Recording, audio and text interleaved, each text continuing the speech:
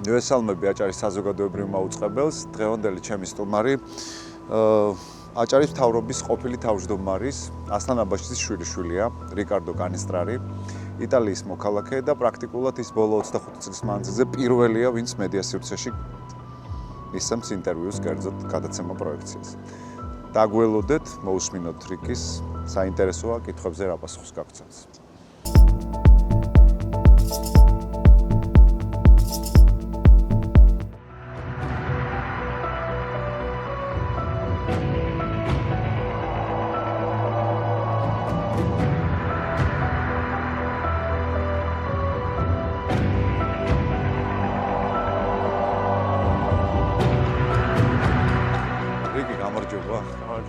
ძალიან დიდი მადლობა, რომ დღეს მოხვედი ჩემთან გადაცემა პროექციაში. როგორ ხარ? კარგად, ბათუმში სულ კარგად გრძნობ თავს. იცი რა არის, ახლა ვფიქრობდი, რომ მოვდიოდი, როდესაც პირველად გნახე და ჩაწერასთან დაკავშირებით შეგითანხმდი. გამიკვირდა, რომ ქართული კარგად იცი, იმიტომ რომ პრაქტიკულად მთელი ცნობიერი ცხოვრება აქეთ არ ცხოვრობ, ძალიან პატარა იყავი, როდესაც წახვედი და საიდან ფლობ ესე კარგად ქართულს? ევროპაში გავიზარდე, მაგრამ დედაჩემთან სულ ქართულად ვლაპარაკობდი. შეიძლება ვთქვა, რომ ქართულად გავიზარდე. და ეს მადლობა დედაჩემისთვის. ხარ დედით ქართველი, მამით იტალიელი და სულ მომხდარი. ნაწილობრივ ქობულეთიც. და ამ საოცრად ქაოტურ გენებში თავს როგორ გწდო? მოდი ვთქვათ, რომ იტალიური კულტურა და ქართული კულტურა რაღაცებში გავენ ერთმანეთს. ტემპერამენტი, სამზარეულო, სიყვარული და არა აძნელი რომ ერთ კულტურიდან მეორეში გადავიდე. ცხოველები გიყვარს? ძალიან. ძაღლები მით უმეტეს. და ის ქობულეთში არასდროს არ ვიყავი, არ ვიცი როგორია, მაგრამ ერთხელ მაგაც წავალ ალბათ. რიკი, ჩვენ უამრავ საკითხებზე ვისაუბრებთ, რა თქმა უნდა, დღეს და ბუნებრივია მათ შორის ნაწილობრივ სენსიტიურ თემებზე, რომელზეც იმედი მაქვს, რომ რაღაც ფორმით პასუხი მაინც გექნება. ყველა იმ ამბის შემდეგ როდის ჩამოხვედი პირველად საქართველოში, რამდენი წლის იყავი? უკვე ვიყავი 20 წლის, რომ ჩამოვედი აქ და პირველად რომ ჩამოვედი უცბად ვიგზენის სახლში.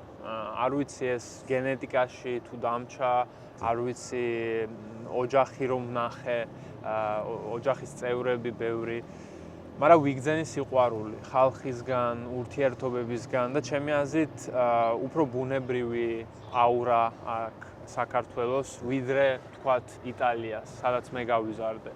ამიტომ ვფიქრობ მომავალისთვისაც აქ რომ უფრო ვიყო და რა ვიცი, ერთ დღეს შეიძლება ოჯახის აქ გავზარდო, კი, ძალიან მომწონს. აღნიშნე რომ 20 წლის იყავი რომ ჩამოხვედი. თავს რა ეროვნების ადამიანად გრძნობ. ძალიან რთულია შენი თაობის რაღაცა გლობალისტური აზროვნების ადამიანს ეს კითხვა დაუსვა, მაგრამ სანამ ჩამოხვიდოდი საქართველოში, ვინ იყავი? სანამ ჩამოვიდოდი საქართველოში, ვიყავი 100%-ზე იტალიელი. იმიტომ რომ არ ვიცოდი მაინც აქაურობა როგორ იქნებოდა. მაგრამ რომ ჩამოვედი, უცბად ვიგზენი, რომ ეს ჩემი ადგილი იყო. ასლან აბაშიძე უკვე საკმაოდ ღრმა ასაკშია და მე ვიცი რომ სხვადასხვა ქვეყანაში ცხოვრობთ უკვე წლებია. როგორ გახსენდება ბაბუა? ჩემთვის ასლანი იყო როგორც მამა. ესე იგი, პატარა რომ ვიყავი, სულ მასთან ვატარებდი დროს. დედაჩემი ხანდახან მტოვებდა მაგასთან და პატარა ვიყავი, მაგრამ დღემდე მახსოვს ბევრი ღირებულებები, რაც მასწავლა და დღემდე რაც მაქვს. მე არ ვიყავი ძალიან შიგნით ყველა თემაში. დედაჩემი მაინც ცდილობდა რომ მისი შვილები დაეცვა ამ პოლიტიკურ სიტუაციებთან და ყველაფრისთვის მადლობელი ვარ. ამ ოჯახისთვის ძალიან მადლობელი ვარ.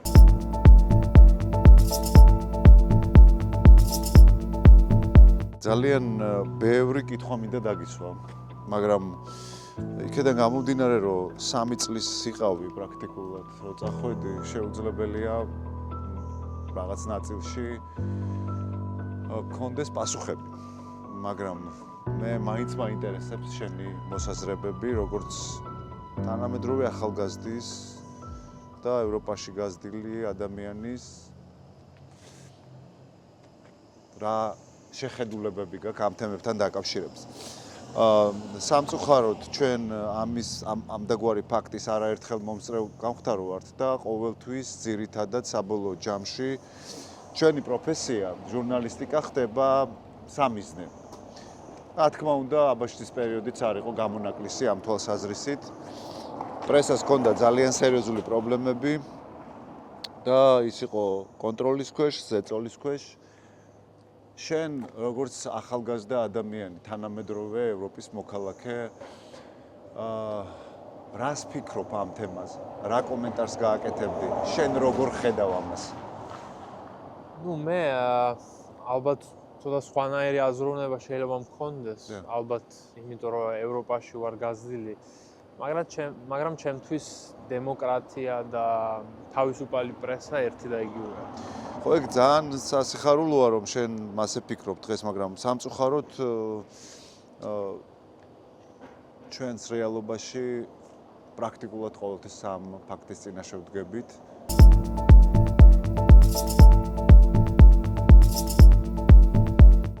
ძალიან დიდი კულტურის და ტრადიციების ქვეყანაში გაიზარდე პრაქტიკულად და ხარ იტალიელი, მამა იტალიელი ყავს, იტალიურ გვარს ატარებ.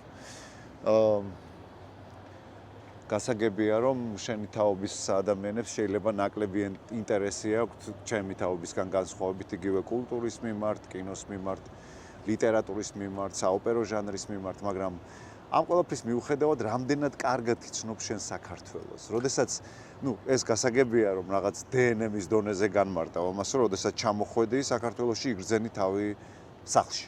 რამდენად კარგად იცნობ საქართველოს, რიკი? ჯერ მგონია რომ არ ვიცნობ ძალიან კარგად. საინტერესოა რო გაიცნობს. ხო, ჯერ ბათუმში ბევრჯერ ჩამოვედი, უკვე ძალიან მომწონს. თბილისშიც ვიყავი, მაგრამ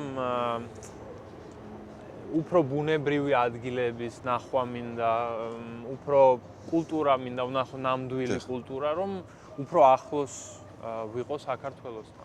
ყველაზე მეტად მკაფიო განსხვავება რაშია, როდესაც ჩამოდიხარ საქართველოში. მე ვიცი რომ შენ აქ ყოფნა ძალიან მოგწონს და ძალიან ბევრი რამ მოგწონს. მაგრამ რა არის ის, რაც დაუშვათ გიზიდავს ყველაზე მეტად აქ განსხვავებით, მაგალითად ცხოვრობ მილანში და მილანისგან განსხვავებით. ყველაზე უფრო მომწონს მშვიდობა, ბათუმზე ვლაპარაკობ, იმიტომ რომ აქ ვიცხოვრე. მშვიდობა მომწონს ურთიერთობები უფრო ნამდვილი, ჩემი აზრით. მე მილანში ვცხოვრობ და ცოტა უფრო რთულია იმიგრაციის ნაწილში, იმიტომ რომ ხანდახან გადიხარ და იტალიურიც არ გესმის და მე ყოველ ქვეყანას პატივს ვცემ, მაგრამ ჩემი აზრით შენი იდენტიფიკაცია უნდა გჭირდებოდეს. ძალიან ბევრ ქვეყანაში საიმიგრაციო პოლიტიკას აპროტესტებენ. თქვენთან რა ხდება ამ თვალსაზრისით? უკვე მილანი მომენტებში საშიშიც გახდა ამ კრიმინალის თვალსაზრისით. ხო, კრიმინალის მილანში იმიგრაციის პრობლემაც არის და პროტესტებიც არის, მაგრამ არაფერი ისეთი არ იცვლება, ჩემი აზრით შეიძლება უარესიც გახდეს. ამიტომ უფრო ბუნებრივი ადგილები მომწონს. ახლა ვიზდები და 26-ის ვარ და უკვე ვფიქრობ ალბათ ოჯახზე და ჩემ მომავალზე და ჩემი აზრით აქ ყველაფერი არის რომ კარგად იცხოვრო და კაი ცხოვრება გქონდეს.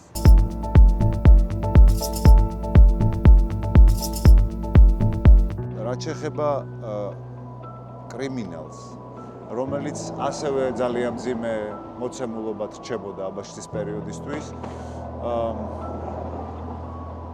კიდევ ერთხელ ვიმეორებ, რომ ძალიან მიჭირს შენზე ამ კითხვების დასვა, იმიტომ რომ დიდი ალბათობით შენ ამ კითხვებზე პასუხი ვერ გექნება ფიზიკურად.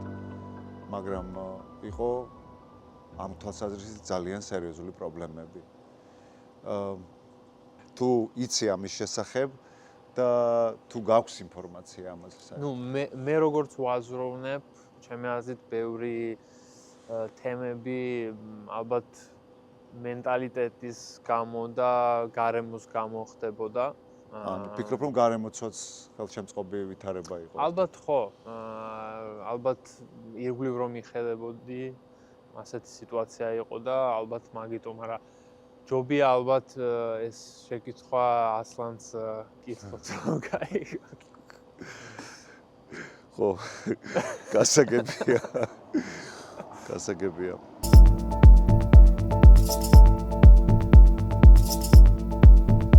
პერიოდულად ასლან აბაშიძეზე ინფორმაციები ვრცელდება, მაგალითად ახლახანს გავრცელდა ფეიქ ინფორმაცია, რომ გარდაიცვალა. და არაერთგვაროვანი გამოხმაურება მოყვა ამას. კითხულობ ხოლმე კომენტარებს. ბავშვობაში ვკითხულობდი, რა რეაქცია გქონდა პირადად შენ? მაინც ბავშვი რომ ხარ, გინდა რომ უპასუხო უცბად და რაღაცა აგრესიით, მაგრამ ახლა უკვე მივხვდი რომ ადამიანი რაც არ უნდა გააკეთოს, მაინც კრიტიკები იქნება და ამიტომ არ მაინტერესებს კომენტარი დღემდე, არ მაინტერესებს აზროვნება სხვა ადამიანის, მე ჩემი აზროვნება მაქვს და მაგით ვცხოვრობ და ვიცი ჩემი ოჯახი რა არის. რიკი, საკმაოდ რთულ პერიოდში გაიზარდე და რამდენად ახერხებდა დიანა, მიუხედავად იმისა, რომ ნაწილობრივ შენ ამაზე კომენტარი გააკეთე, რომ ამ რთულ სიტუაციას აერიდებინეთ შენ და გიორგი. და საერთოდ მინდა რომ ცოტა დედაზე მომიყვა. დიანა, დედაჩემი არის ძალიან მაგარი ადამიანი. არ ვამბობ, იმიტომ რომ შვილი ვარ, იმიტომ რომ ძალიან ბევრი რაღაცა მასწავლა, ძალიან ბევრი რაღაცაში დამიდგა გვერდში და დამიცვა ამ რთული მომენტებისგან, იმიტომ რომ ახლა სახლში იგზნობოდა მაინც ცოტა დაძაბულობა მაინც და დედაჩემი მაქსიმალურად გვიცავდა მე და გიორგის ჩემი ძმას და ძალიან ლამაზი ურთიერთობა გვაქვს და ჩემთვის ეს იყო ოჯახი. რამდენად პრიორიტეტი იყო ოჯახისთვის, კერძოდ შენთვის განათლების მიღება? ძალიან დიდი მნიშვნელობა. დედაჩემმა სულ მეუბნებოდა რომ უნდა განვითარდე, უნივერსიტეტი გააკეთო და ნუ ასე გავაკეთე და უნივერსიტეტი დავამთავრე იტალიაში, ბაკალავრიატი ავიღე მედია დიზაინში და ახლა ვაკეთებ მასტერს ბიზნესში მილანში.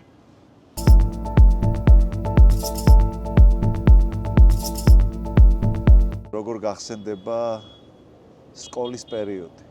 კარგად, ნუ პატარა რომ ვიყავი ბაღში არ მინდოდა წასვლა, იმიტომ რომ უკვე მენატრებოდა დედაჩემი, მაგრამ მე რომ გავიზარდე, ნუ ამ ხანაგებიც რომ გაიცნობ და ურთიერთობები რომ დაიწყება, მე უკვე მომწონდა სკოლაში წასვლა. ჩემთვის განვითარება მაინც მაქედანაც მოდის. რამდენიმე დღის წინ, როდესაც გათანხმებდი გადაღების პროცესს და გარეთ გამოვედით, შეგხვდა ჟურნალისტთა ჯგუფი.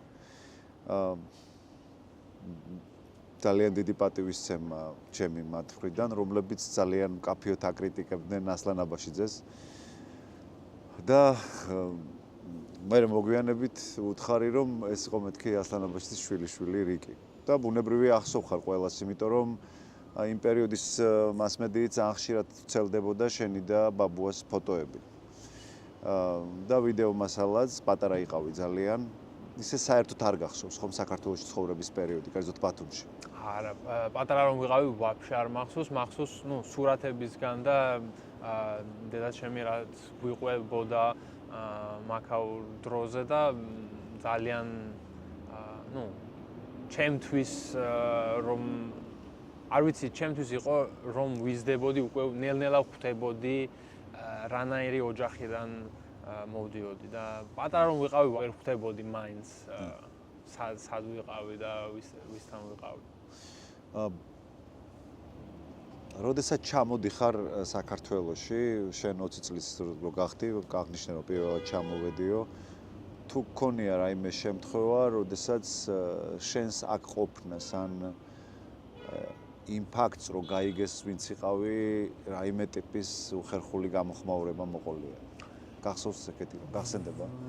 საერთოდ არა, ვიგძენი პირიქით სიყვარული ხალხისგან და ეს სიყვარული რომ ვიგძენი, მივხვდი რომ ეს იყო ჩემი ადგილი. ვიცი რა, არის მთელი ქვეყანა მიირტვის ევროპისკენ და შენ ამბობ რომ გინდა საქართველოში დაბრუნდე საცხოვრებლად. ამას აქვს ალბათ თავისი ლოგიკური საფუძვლებიც, იქიდან გამომდინარე რომ ცხოვრობ არც თუ ისე დიდ ქალაქში, მაგრამ საკმაოდ რთულია ალბათ ადამიანური ურთიერთობების პოვნა და გასაგებია რაც ხიბლავს. მე ყველაზე უფრო მომწონს რომ შემიძლია გავიდე და არ ვიყო დაძაბული. მე თქვათ საღამოს მილანში არ გავდივარ ბევრად, იმიტომ რომ ნუ მაინც ცოტა დაძაბული სიტუაციები არის. ჩემი აზრით, მაგრამ ეს არის ჩემი აზრი, აქ არის პროსტა რაც არის საჭირო კაი ცხოვრებისთვის. შეიძლება ბევრი რაღაცეები არა თუ შევხედოთ ევროპას და მერე საქართველოს, მაგრამ რაც მთავარია აქ არის და უფრო კარგია რომ დარჩა მაინც ტრადიცია, დარჩა კი გლობალიზაცია ყველგან ხდება. ჩემი აზრით აქაც ხდება გლობალიზაცია და აქ რაღაცები დარჩა ბუნებრივი, რაც მომწონს ხალხშიც და ძალიან მნიშვნელოვანია ჩემი აზრით მარტო ფულის შოვნა არა, მაგრამ ეს ამ ცხოვრების შეგრძნება რა, ხო? და ჩემი აზრით ეს მოდის ხალხისგან.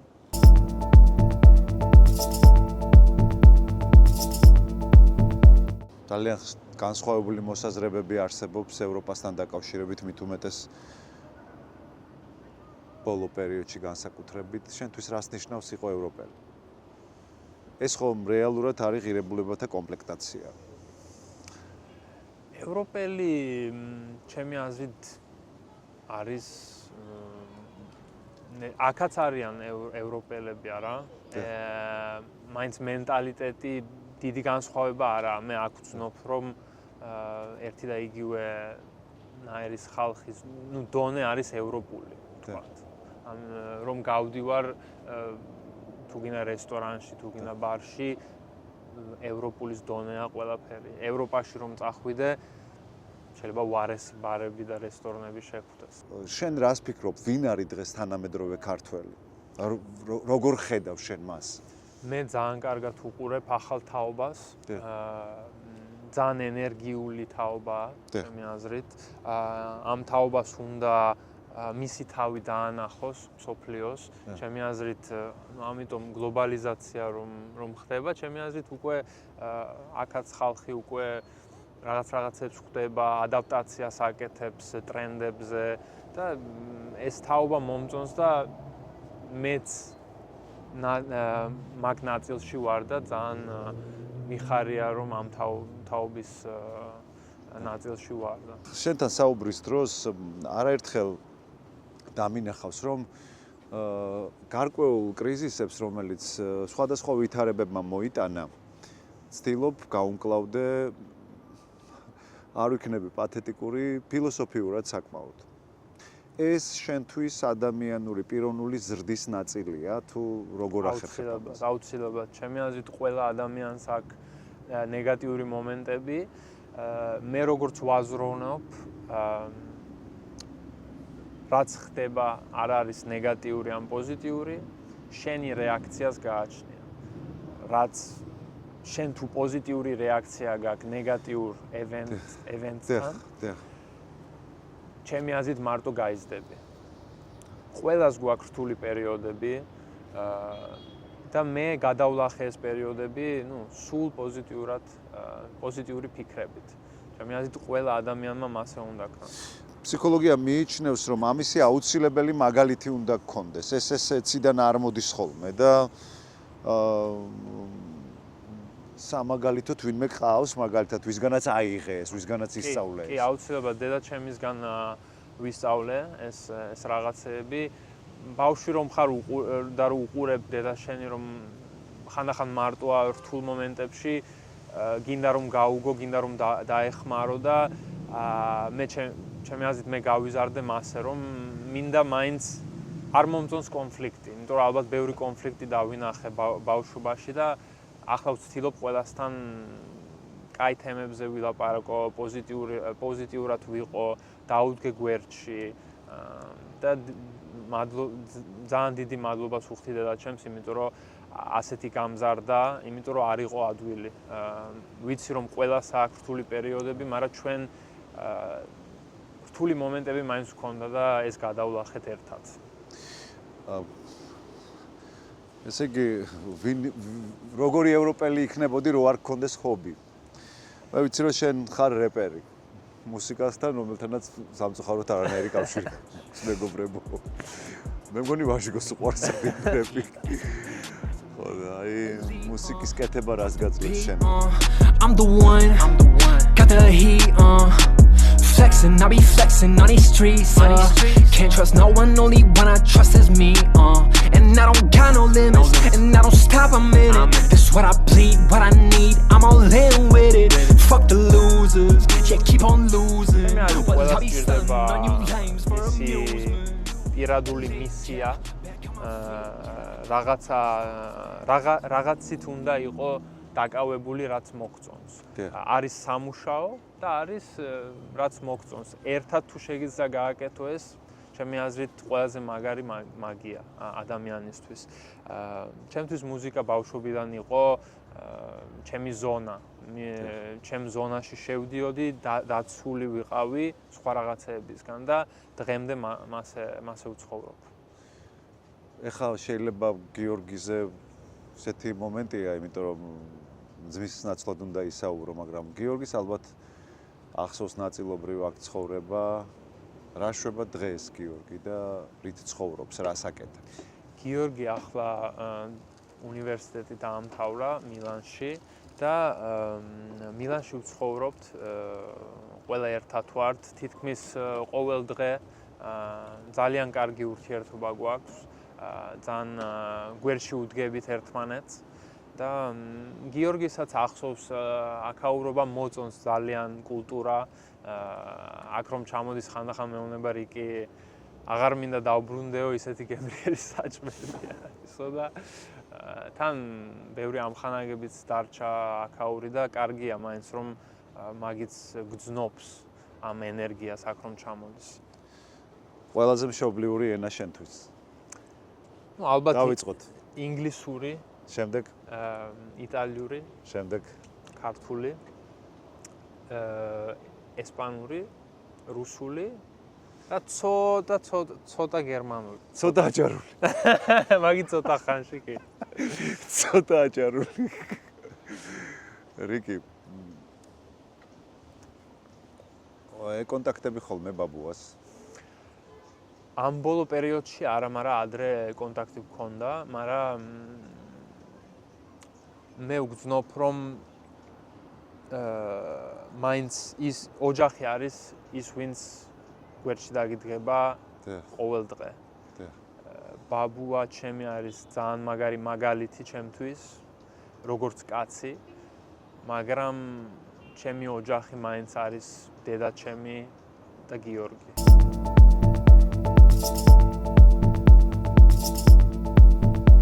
მენტალობაზე საუბრობდი და რას ფიქრობ, როდესაც მიუხედავად იმისა, რომ რეალურად სულ რამდენჯერმე ჩამოხვედი, ამ მენტალობის ცვლილებას ამჩნევ ხოლმე ჩვენ საზოგადოებას? კი. ჩემი აზრით, უფრო ახალი თაობისგან მოდის ეს პოზიტიური ენერგია მაინც, რომ ჩანს რომ მაინც ახალგაზრდებს უნდათ რომ უფრო თავისუფლად იფიქრონ მის თავზე, მის ამხანაგებზე, რაც ხდება და ეს კარგია. იმიტომ იმიტომ რომ აქეთ თუ მივდივართ, სწორი ნაბიჯებს შვებით რა. შენ რას ფიქრობ? შენ თვითონ მიგაჩნია თავისუფალ ადამიანად შენი თავი? შენ თავისუფლად აზროვნებ, ანუ კი, ამიტომ წეღან გითხარი, ჩემი აზრით ბევრი რაღაცა გარემოს გამოხდება. მე ჩემი გარემო იყო ეს ასეთი რაღაცეები მასწავლეს, ასეთი რაღაცეები ოჯახმაც მომცა, რომ ასე თავისუფალი ფიქრები მქონდეს, თორე მეც რომ შეიძლება სხვა გარემოში გავზილიყავი, შეიძლება სხვანაირი ფიქრები მექნებოდა ახლა. ისე ეს კითხვა არ არის, უბრალოდ წარმოსახვის დონეზე ვიფიქრე, როგორ იგრძნობდი თავს, როდესაც ყოფილიყავი არა აბაშიძის ოჯახის წევრი, არამედ რიგითი მოქალაქე აჭარაში მაცხოვრებელი აბაშიძის პერიოდში, მაგრამ ამაზე არ ვცხოვრობს. Not you lames for amusement. Elite, rock the beat, I'm the one, got the heat, flexing, I be flexing on these streets, can't trust no one, only one I trust is me, and I don't got no limits, and I don't stop a minute.